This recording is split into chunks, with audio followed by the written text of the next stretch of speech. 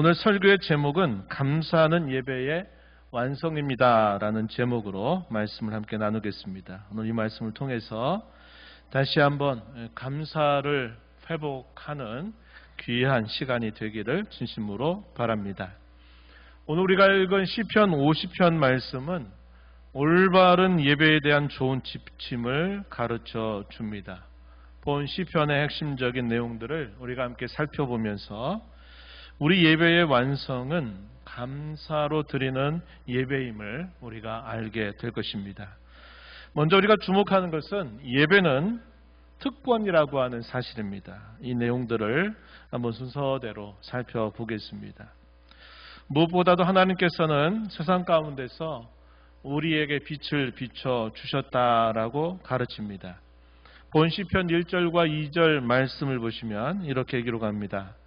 전능하시니 여호와 하나님께서 말씀하사 해 돋는 데서부터 지는 데까지 세상을 부르셨도다. 온전히 아름다운 시온에서 하나님이 빛을 비추셨도다. 이렇게 고백하고 있습니다. 전능하신 하나님께서 해가 돋는 데부터 해가 지는 데까지 세상을 부르셨다. 이렇게 말하고 그 세상 가운데서도 온전히 아름다운 시온에서 하나님께서 빛을 비춰주셨다. 매우 시적으로 표현되어 있는 말씀의 내용입니다. 우리 이 말씀을 통해서 하나님께서 저와 여러분을 그분을 섬기고 그분을 예배하는 자로 부르셨다고 하는 사실을 우리가 알 수 있습니다. 또한 저와 여러분을 부르신 하나님께서는 세상 가운데 우리와 예배로 언약하셨다라고 가르쳐 줍니다. 본 시편 4절과 5절 말씀에 한번 보시면 이렇게 기록합니다. 하나님이 자기의 백성을 판결하시려고 위하늘과 아래 땅에 선포하여 이르시되 나의 성도들을 내 앞에 모으라. 그들은 제사로 나와 언약한 이들이니라 하시도다. 하나님께서 하늘과 땅에 선포하신 말씀의 내용을 두고 그들은 제사로 나와 언약한 이들이다 라는 말씀으로 하나님이 그렇게 말씀하신다 기록했습니다. 이 말씀의 내용은 몇 가지 뜻을 우리에게 전달해 줍니다. 먼저 하나님께서 자기 백성과 언약을 맺으실 때 하나님과 그 백성은 서로에게 신실하기로 약속을 하셨습니다. 그리고 예배로서 언약 체결을 엄숙하게 마무리하셨던 것을 우리는 기억합니다. 이 시내산 언약이 체결되게 되는 그 과정에 이런 내용들이 소개가 되어 있습니다. 또한 예배는 하나님과의 관계를 나타내는 가장 중요한 수단이 된다는 사실을 우리가 이 말씀을 통해서 확인하게 된다는 겁니다. 하나님과 맺은 언약, 끊을 수 없는 그 언약의 관계는 이 예배를 통해서 그것이 잘 드러난다는 사실을 본문은 가르쳐 줍니다. 더 나아가서는 예배가 곧 언약의 목적이라는 사실을 우리 이 말씀을 통해서 확인합니다. 하나님이 자기 백성과 언약을 맺으신 중요한 목적은 그 언약을 맺은 그 백성들이 하나님을 섬기고 예배하는 데 있다는 사실을 우리에게 가르쳐 주고 있습니다. 또한 예배는 하나님께서 저와 여러분을 구원하신 목적이기도 합니다. 이러한 내용들은 우리가 애굽에서 430년 동안 종살이로 있었던 그 백성들을 건져내기 위해서 하나님이 모세를 바로 앞으로 보내셨을 때 이 바로 앞에서 여러 번씩이나 이 표현들을 계속 건네주었다고 하는 사실에서도 확인되고 있습니다. 우리가 잘 아는 바 애굽에 있었던 그 백성들이 10가지의 심판 혹은 재앙을 통해서 그 백성들이 이제 애굽에서 나오게 되는 역사가 있었다는 사실을 우리가 알고 있습니다. 하나님께서 모세를 통해서 바로 앞에 그런 10가지 심판 내지는 이 재앙을 행하시는 중에 이 예배한다, 하나님을 섬긴다라고 하는 이 표현이 대단히 반복적으로 표현되고 있다는 사실을 우리가 알게 되는 겁니다. 첫 번째 재앙을 행하실 때, 또 두 번째, 네 번째, 다섯 번째, 일곱 번째, 여덟 번째, 아홉 번째, 열 번째. 이 10번 중에서 2번이 빠지고 8번씩이나 하나님께서 이러한 사실들을 바로에게 말씀하신 겁니다. 뭘 말씀하셨을까요? 이 백성들을 더 이상 속박하고 노예처럼 참지 말고 이 백성들을 내보내라. 이 백성들은 나를 섬길 것이다. 혹은 나를 예비할 것이다. 이들을 내어보내라고 하나님이 모세를 통해서 무려 10가지 재앙 중에서 8번씩이나 이 표현을 반복하고 있다는 것을 우리가 확인하게 되는 겁니다. 출애굽기 8장 8절 한 구절을 우리가 대표적으로 보면은 이렇게 기록하고 있습니다. 바로가 모세와 아론을 불러 이르되 여호와께 구하여 나와 내 백성에게서 개구리를 떠나게 하라. 내가 이 백성을 보내리니 그들이 여호와께 제사를 드릴 것이니라. 바로의 응답이었습니다. 그 행해지는 그 재앙 혹은 심판이 너무나 컸기 때문에 그 심판에 대한 바로의 반응이 좋다. 이 재앙을 떠나가게 해준다면 내가 이 백성을 보낼 테니 이 백성들이 여호와께 제사를 드리도록 해라. 이렇게 바로가 응답하고 있다 한 겁니다. 이와 같이 이런 표현들을 통해서 하나님이 자기 백성들을 구원하시는 이 목적이 그들을 하나님 앞에 예배하는 백성 혹은 하나님을 섬기는 백성이 되게 하시려 합니다 하는 사실을 밝혀줍니다. 결론적으로 본 시편은 우리에게 예배는 특권이라고 하는 사실을 가르쳐줍니다. 예배는 의무이기 전에 특권이라고 하는 사실을 우리는 기억해야 하겠습니다. 말하자면 아무나 원하기만 하면 할 수 있는 것이 아니라 이 예배를 할 수 있는 사람은 반드시 제한된다고 하는 것이죠. 곧 하나님의 사랑하심을 입고 그분을 가까이 하도록 부르심을 받고 구원받은 사람만이 하나님께 할 수 있는 특권이라는 사실을 가르쳐 줍니다. 다음의 말씀을 우리가 눈여겨보면 좋겠습니다. 신명기 4장 32절 이하에 보면은 이런 말씀이 기록됩니다. 한번 눈으로 잘 보십시오. 내가 있기 전 하나님이 사람을 세상에 창조하실 날부터 지금까지 지나간 날을 상고하여 보라. 하늘 이 끝에서 저 끝까지 이런 큰 일이 있었느냐? 이런 일을 들은 적이 있었느냐? 그 내용이 이제 33절에 소개됩니다. 어떤 국민이 불 가운데에서 말씀하신 하나님의 음성을 너처럼 듣고 생존하였느냐? 어떤 신이 와서 시험과 이적과 기사와 전쟁과 강한 손과 편팔과 크게 두려운 일로 한 민족을 다른 민족에게서 인도하여 낸 일이 있느냐? 이런 질문이 결국 무엇을 말해줍니까? 가시나무 떨기 위에서 하나님께서 모세를 부르시고 그 하나님이 하시는 음성을 직접 듣고도 생존한 사람, 또 시험과 이적과 기사와 전쟁과 또 강한 손과 편팔로 한 민족, 당시에 큰 제국을 잃었던 그 민족으로부터 소수의 민족을 끌어내서 인도해낸 일이 과연 있었느냐? 없었다는 사실이죠. 이것을 통해서 하나님이 나타내신 것은 35절에 기록하기를 여호와는 하나님이시요 그 외에는 다른 신이 없음을 너에게 알게 하려 하십니다. 이렇게 말합니다. 하나님만이 상천하지에 오직 하나님만이 유일한 신이시다는 사실을 하나님이 이것을 통해서 보여주셨다고 하는 것입니다.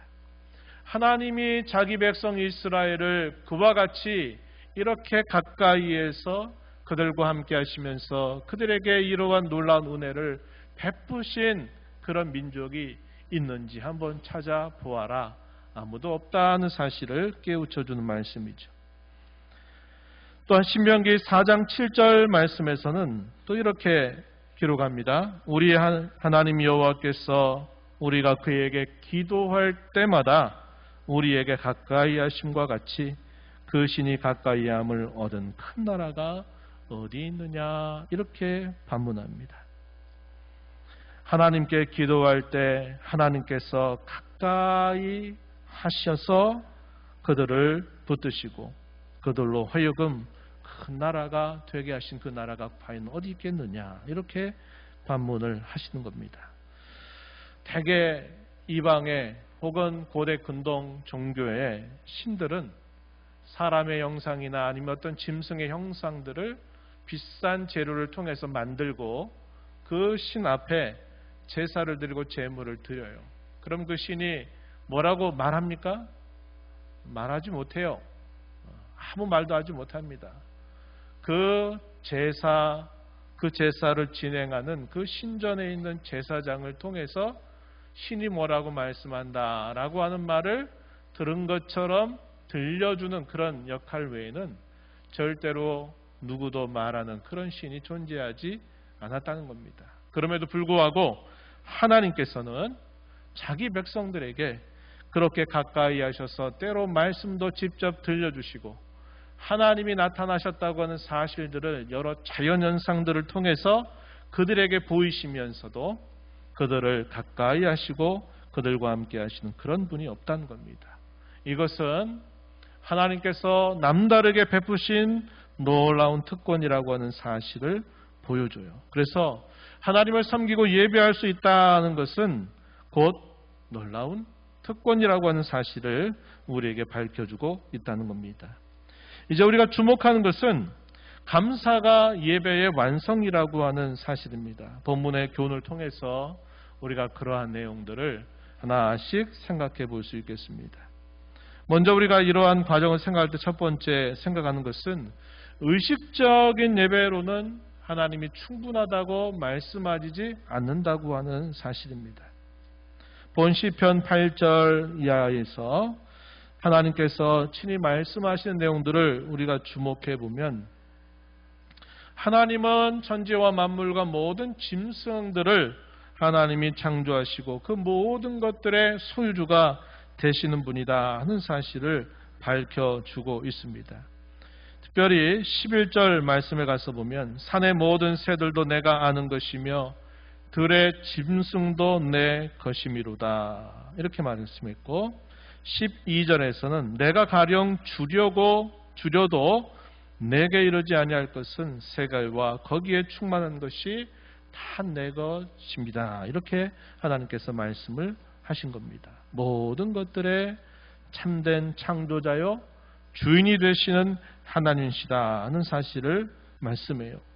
그러므로 그러한 재물을 가지고 제사를 드리는 것만으로 이것이 충분하다라고 여길 수 없다고 하는 것이죠. 다음으로 우리가 생각하는 것은 참된 희생이 드려졌다고 하는 사실입니다. 물론 이 표현은 이 시편 말씀이 기록되고 있는 당시에 그랬다는 것이 아니라 오늘 우리의 입장에서 볼 때 그렇다고 하는 사실입니다.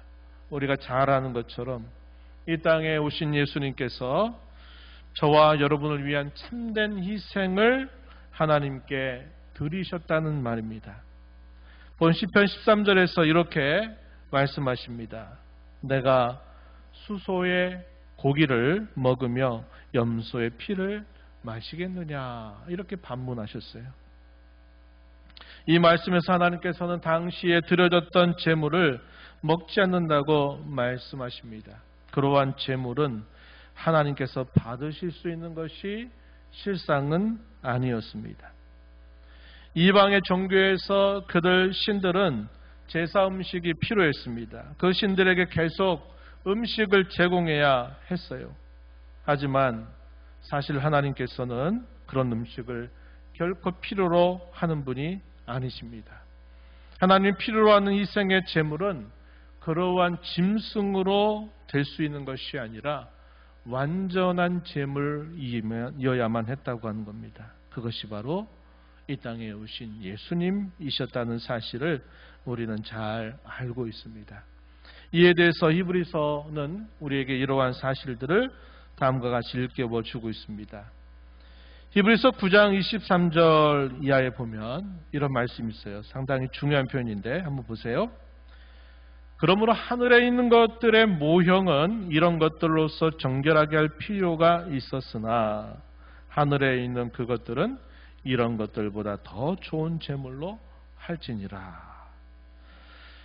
하늘에 있는 것들의 모형, 이 말은 이 땅에 하나님께서 만들라고 명하신 성막이나 성전 혹은 그 성막과 성전 안에서 드려졌던 제사, 이런 것들을 뭐라고 표현했냐면 하늘에 있는 것들의 모형이다 그랬습니다. 모형과 실제는 실제로 다르죠. 비행기의 모형이라고 말할 때 그 비행기의 똑같은 모양을 가지고 있긴 하지만 그것은 실제 비행기와는 다른 겁니다. 그래서 이 모형과 실제는 분명한 차이를 가지고 있어요. 하나님은 하늘에 있는 것들의 참 것을 보여주시기 이전에 구약의 백성들에게 하늘에 있는 것들의 모형을 성막으로 나중에는 성전으로 짓게 하셨고 그것에서 거기에서 하나님 앞에 제사를 드리겠다는 것을 알게 됩니다. 이 땅에서는 그러한 제물들을 하나님이 허락하긴 하셨지만 하늘에 있는 참 형상 속에서는 그러한 제물로는 결코 할 수 없다라고 말씀하십니다. 그러고 난 다음에 예수님에 대해서 소개합니다. 24절에 보면 그리스도께서는 참것의 그림자인 손으로 만든 성소에 들어가지 아니하시고 바로 그 하늘에 들어가사 이제 우리를 위하여 하나님 앞에 나타나셨다, 이렇게 말합니다. 26절에서는 이제 자기를 단번에 제물로 드려 죄를 없이 하시려고 세상 끝에 나타나셨느니라, 이렇게 말하죠. 예수님이 이 땅에 오신 것은 참된 제물로서 하늘의 참 성소에 자신을 드리기 위해서 이 땅에 오셨다 하는 사실을 가르쳐 줍니다. 그리고 10장 12절 이하에서는 이 예수님이 희생과 그 죽음을 통해서 한 번에 영원하고도 완전한 제사를 다 드리셨다 하는 사실을 말해줍니다. 그래서 그때 이후로는 어떠한 제사가 반복되지 않도록 하나님이 하셨다는 겁니다. 왜냐? 완전한 제사가 드려졌기 때문에 그 이후에 또다시 반복될 필요가 없다는 사실을 말해주고 있는 것이죠. 그래서 오늘날 우리가 하나님 앞에 행하는 이 예배는 제사라고 말하지 않습니다. 우리는 그것을 예배라고 하는 말로 구별해서 우리가 사용하고 있는 것입니다. 이제 우리가 마지막 결론에 이르렀습니다. 그것은 감사가 예배의 완성이라고 하는 것입니다. 감사는 우리와 하나님의 관계가 깊어질수록 당연히 흘러나오는 신앙의 고백입니다.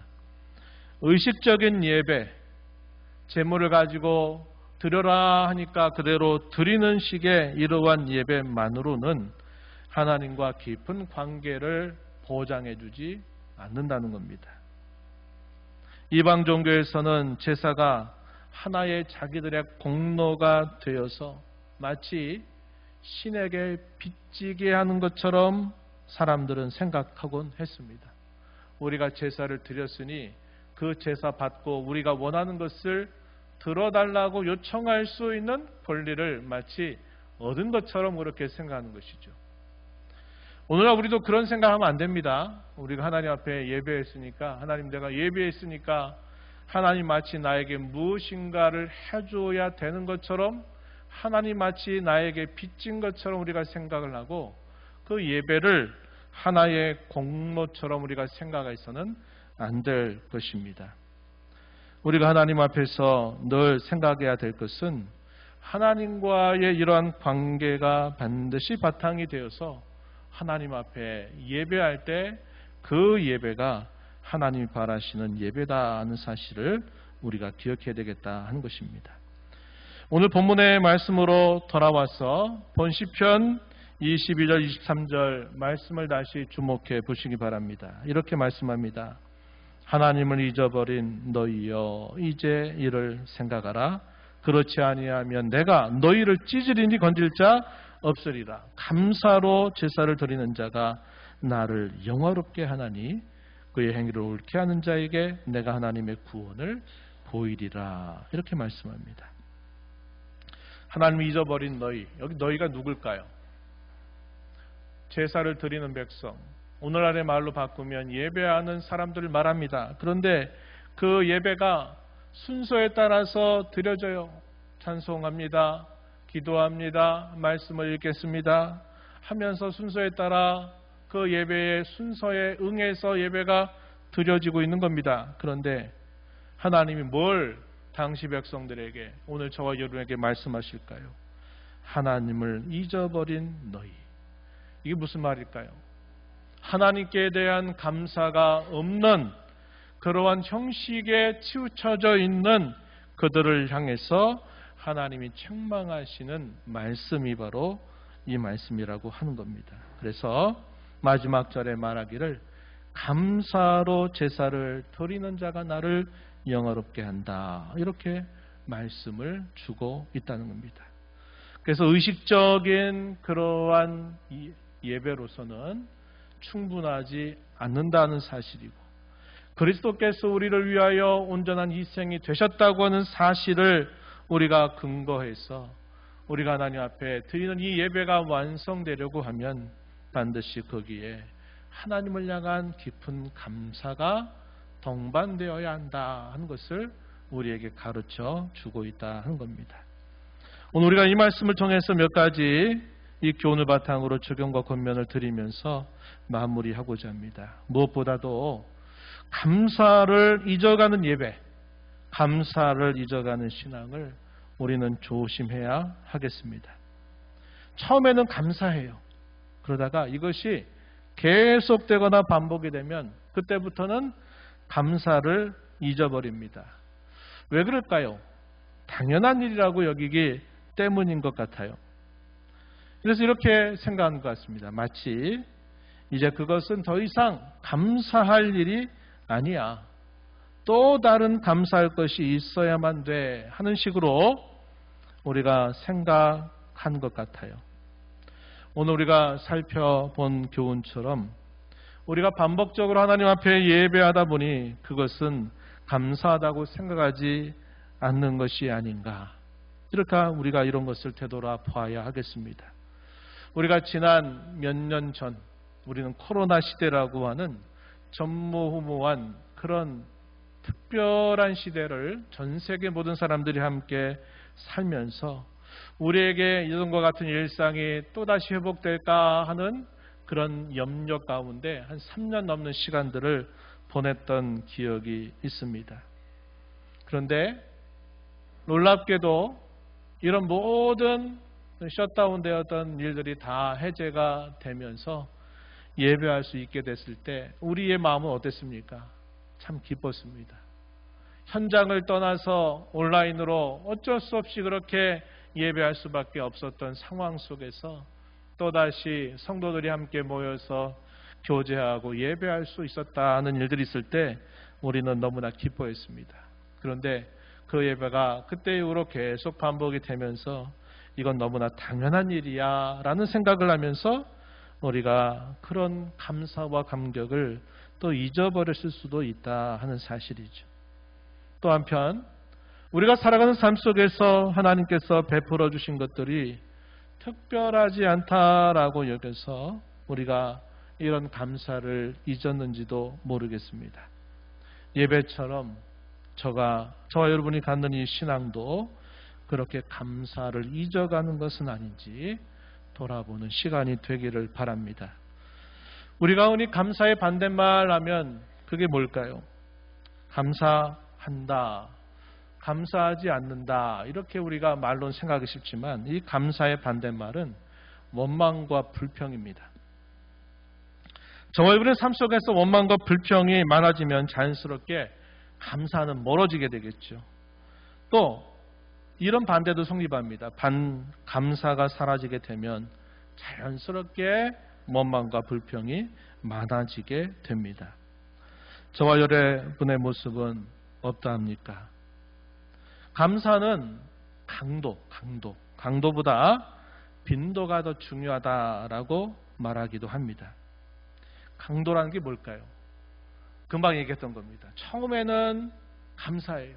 그러다가 똑같은 정도의 그 강도가 계속 지속이 되고 반복이 되면 그때부터는 감사한 일이 안 됩니다. 그건 당연한 것처럼 여기는 거예요. 그럼 우리 또 뭘 바랄까요? 더 강도 높은 뭐 감사할 거리가 주어지면 그때 감사하죠. 그냥 그렇지 않을 때는 감사하다는 생각을 우리가 잊어버리게 된다는 겁니다. 근데 감사에 있어서 중요한 것은 강도가 아니라 뭐라고요? 빈도라는 겁니다. 빈도. 여러분들 중에 혹시 그 감사 챌린지라고 하는 것을 아마 보신 분은 그 내용을 읽으셨을 것 같아요. 감사는 강도보다 더 중요한 것이 빈도. 우리가 늘상 작은 일부터 큰 일에게까지 늘 감사를 하는 것이 더 중요하다 하는 것입니다. 특별한 일, 특별한 상황 속에서 감사할 일이 있을 때 우리는 당연히 감사해야 되죠. 그러나 일상적인 일, 일상적인 상황 속에서도 감사하는 것이야말로 더 중요하다는 사실을 우리는 기억해야 되겠습니다. 오늘 감사절을 맞으며 다시 한번 감사를 회복하는 예배, 감사로 채워지는 저와 여러분의 신앙이 되기를 바랍니다. 그렇다면 이런 감사를 어떻게 회복할까요? 자연스러운 감사는 잘 될 때, 만족할 때, 기쁠 때 흘러나옵니다. 하지만 이러한 감사는 오래가지 못하죠. 어떤 목사님은 이렇게 말했어요. 하나님께 드리는 감사의 유통기한이 너무나 짧다라고 말합니다. 이것도 그 책에서도 했던 말이죠.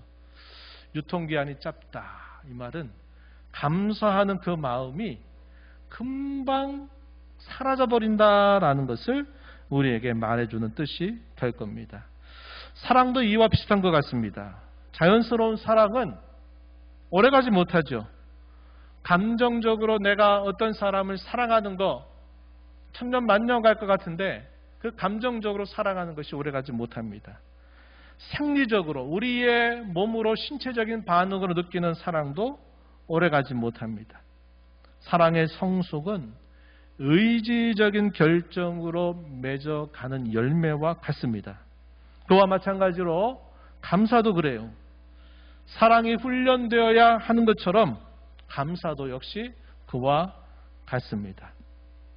그것을 위해서 몇 가지 실제적인 제안을 여러분들에게 드려봅니다. 첫 번째는 큰 것 혹은 포괄적인 것, 또 근본적인 것, 변치 않는 것을 먼저 항상 생각하자고 하는 겁니다. 반대로 작은 것이나 지엽적인 것, 현상적인 것, 있다가도 없어지다가 또 있다가 없어지다 하는 이런 현상적인 것, 또 늘 변하기 쉬운 것에서부터 감사를 찾지 말자고 하는 것입니다. 먼저 생각할 내용에 어떤 것들이 있을까요? 예를 들면 이런 거죠. 하나님이 우리의 인생 전체를 구원하셨다 하는 사실, 우리의 영혼과 육체, 우리의 전인을 하나님이 사랑하신다고 하는 것, 또 우리의 구원을 위해서 하나님이 그의 아들 예수님을 보내주셨다고 하는 것 등 이런 것들은 대단히 포괄적이기도 하고 근본적이기도 하고 변하지도 않는 것들에 해당이 되는 겁니다.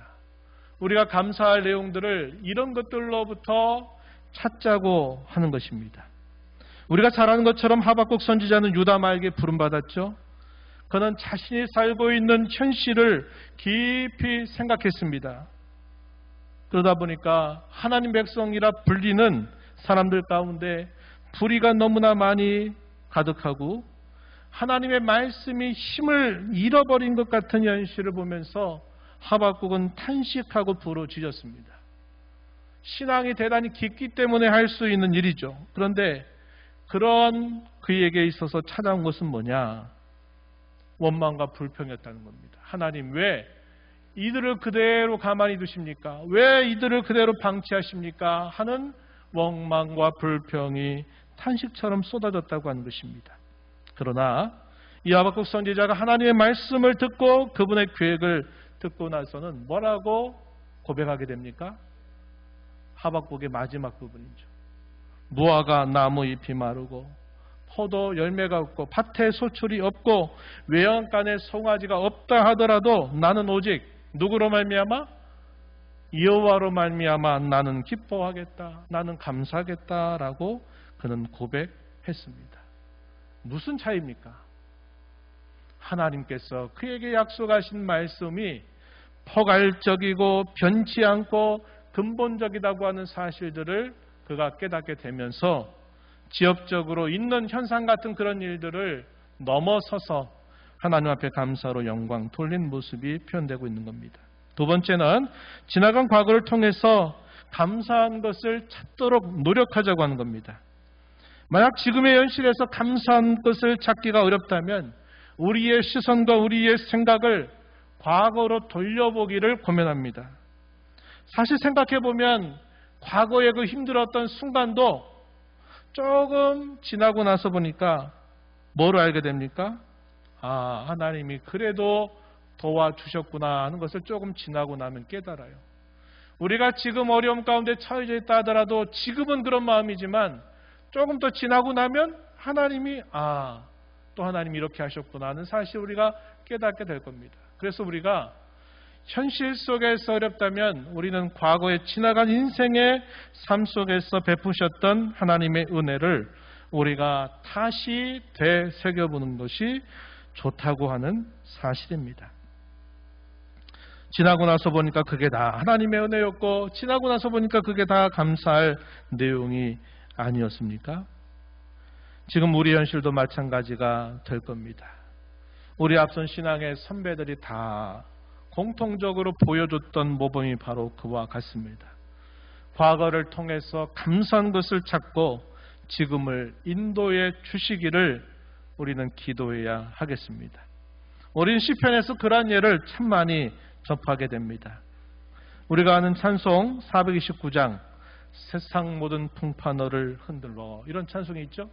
그 가사를 여러분 한번 아실 겁니다. 이런 가사로 시작하죠. 세상 모든 풍파 너를 흔들어 약한 마음 낙심하게 될 때 내려주신 주의 복을 세워라. 주의 크신 복을 내가 알리라. 받은 복을 세어보아라. 받은 복을 세어보라. 주의 크신 복을 내가 알게 될 것이다 라고 깨우쳐 주는 찬송이 되겠습니다. 마지막으로 오늘을 감사로 시작하자고 하는 것입니다. 이것은 마지막 단계죠. 그러면서도 가장 적극적인 자세입니다. 하루를 감사로 열자고 하는 것입니다. 새벽에 혹은 아침에 눈을 뜨면서 하나님께 감사드리며 시작하는 것은 아주 좋은 신앙의 자세가 됩니다. 단순하게 진실한 말로 고백하는 것만으로도 좋죠. 마음에 진실을 담아서 눈을 뜨면서 하나님 감사합니다. 하나님 감사합니다. 이런 고백만으로도 좋지만 저는 좀 더 여러분들에게 적극적으로 권하고 싶은 것은 여러분들이 조금 시간을 더 들여서 하나님을 묵상하고 감사할 수 있기를 권면하는 겁니다. 리코티아스 목사라고 하는 이 목사는 교회를 섬기는 당신에게 라는 책 제3장 자기를 이끌라라는 이 글에서 하루를 시작할 때 개인적인 교리 문답을 제안합니다. 그것은 물론 그가 실천하고 있는 것이라고 말합니다. 그는 하루의 시작을 열면서 신앙의 자기 문답을 이렇게 시작한다고 말해줬어요. 이 사람의 이름이 리코라 그랬죠. 이렇게 말해요. 리코, 하나님께서 널 언제 선택하셨지? 하나님이 널 언제 선택하셨지? 자기에게 스스로 묻는 겁니다. 그리고 자기가 알고 있는 대로 성경의 지식을 통해서 답변을 해요. 그 다음에 또 이런 질문을 던집니다. 하나님은 너를 어떻게 생각하시지? 라고 자신에게 묻고 자신이 알고 있는 그 성경의 지식을 따라서 하나님이 나를 이렇게 생각하시지. 이렇게 또 답변한대요. 또 그 다음에 이런 질문을 한답니다. 오늘이 왜 좋은 날이야, 리코? 자기에게 스스로 묻는데요. 그리고 오늘은 이래 이래서 좋은 날이지. 이렇게 또 신앙을 가지고 자기가 알고 있는 성경을 통해서 답변한다는 겁니다. 그리고 또 이렇게 물어요. 오늘은 왜 어제보다 더 좋은 날이야? 왜 어제보다 왜 오늘이 좋은 날이지? 한번 대답해봐. 그리고서는 또 그가 자기가 알고 있는 하나님의 말씀을 동원해서 이래서 더 좋은 날이지? 라고 답변을 한다는 겁니다. 그러면서 그가 하루를 이렇게 열고 살다 보면 또 마음 상할 일들이 왜 없겠습니까? 있죠. 그럼에도 불구하고 그가 그 마음 상하는 일들을 감당할 수 있고 또 그것을 극복할 수 있는 그런 힘을 공급받는다는 겁니다. 그래서 하루의 삶이 감사로 채워지게 된다고 하는 사실들을 그가 간증하면서 여러분도 여러분 자신의 하루를 이렇게 신앙적인 자기 문답, 하나님께서 베푸신 것에 대한 감사로서 여러분의 하루를 시작해 보십시오라고 이렇게 권면합니다. 제가 이 책을 읽으면서 가장 인상적이었던 부분이 바로 그 부분이에요.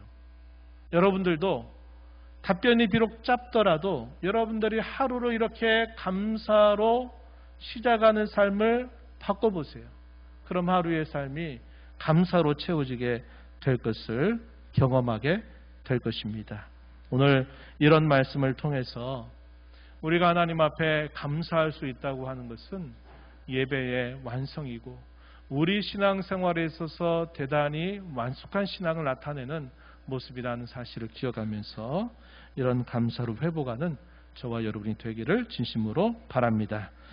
하나님 아버지 감사합니다. 추수감사절을 맞아 지난 여러 세월 동안 베푸셨던 은혜를 다시 되새기며 오늘 저희들이 너무나 당연한 것처럼 여기면서 하나님 앞에 감사를 잊어버린 예배가 아닌지 또 감사를 잊어버린 신앙이 아닌지를 다시 되돌아 보았습니다.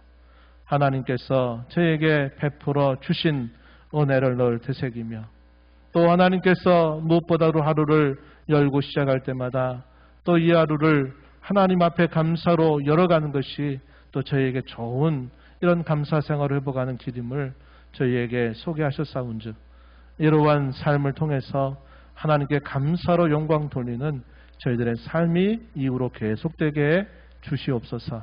예수님 이름으로 기도하옵나이다. 아멘.